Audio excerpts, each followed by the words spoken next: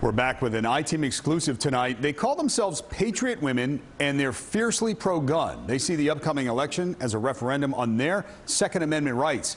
Some are hesitant to go public, but investigative reporter Sarah Wallace did find women who are unapologetically vocal.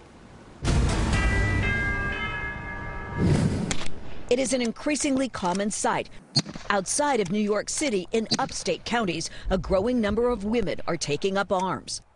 Stephanie Jackson has 3 children. She homeschools her 2 older ones. Big loop. Wait, let's stop right there. Yeah. She notes they are a biracial family. That's a pretty good V. The 42-year-old is proudly pro-gun and believes her Second Amendment rights are at stake in the upcoming election.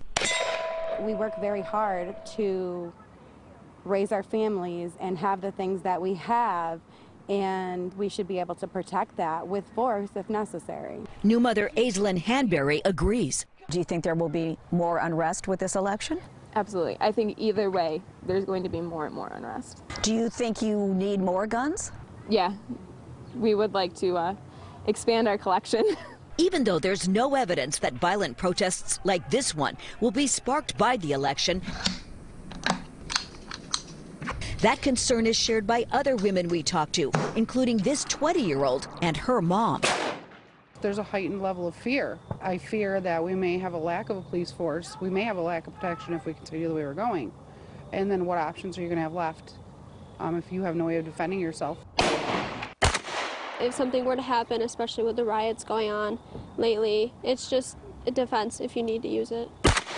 NSSF, a firearm trade association, says 40% of new gun buyers in 2020 have been women, and their weapon of choice, handguns. This gun store in Rockland County we visited over the past several months sees that statistic. I find a lot of girls, a lot of younger people with young children, you know, that are just nervous.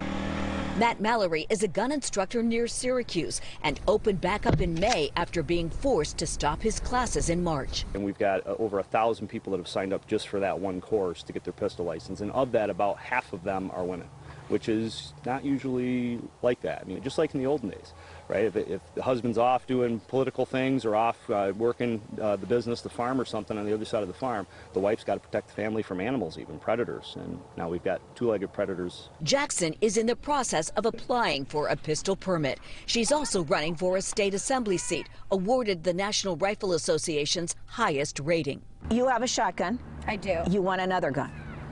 I want a lot more guns. Many of the women we met will be front and center at a so-called National Freedom March sponsored by the American Patriot Council on October 24th, using their First Amendment to promote the Second. From upstate, Sarah Wallace, News 4 New York.